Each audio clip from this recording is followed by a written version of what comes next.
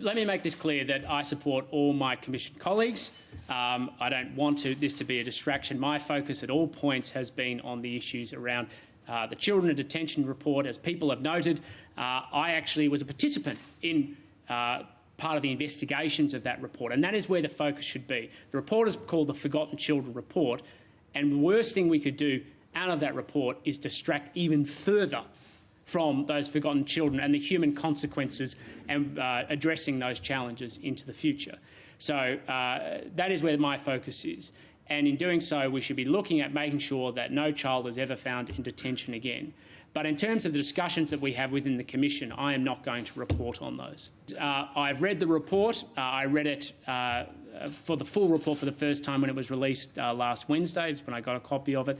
And it details the human stories of what happens to children in long-term detention. I participated and contributed to part of interviewing people for those stories. Of course, I can't validate every story because I wasn't interviewing everyone, but I have no reason to believe anything other than is entirely credible about those stories. And this report shouldn't come as a surprise to anyone. You lock children into detention for prolonged periods of time, and it has an impact on their mental health, their overall well-being, family life and pressure on their families, as well as social engagement, particularly if they're not educated.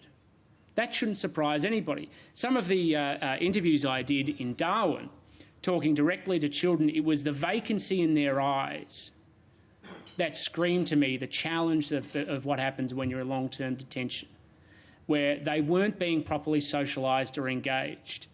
And when kids lack that vitality and the energy that makes them what they are, which gets beaten out of the rest of us, I have to say, as we get older.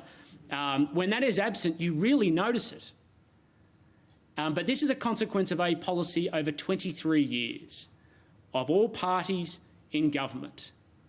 And that's why I say stopping the boats matters. So does stopping the deaths at sea.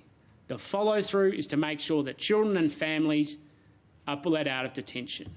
The full follow-through then would to make sure that this never happens again. Now, what was the first part of your question? The appropriateness of the attack on... Oh, right, the appropriateness of the attack. Right. I'm not going to get involved, as I've already outlined, in engaging or fueling the political debate around this report. Focus on what it says. Focus on the research that's gone into it and the human stories that have gone into it. That is what needs to happen, because if we don't, then the Forgotten Children's Report will simply be forgotten, and so will the lessons from it. But the numbers are absolutely going down, and this is something that the government should be proud of. The number of children in detention is declining and continuing to decline, and as soon as they're all out, the better for the country, the better for the government, the better for the Australian taxpayer, the better for the children involved.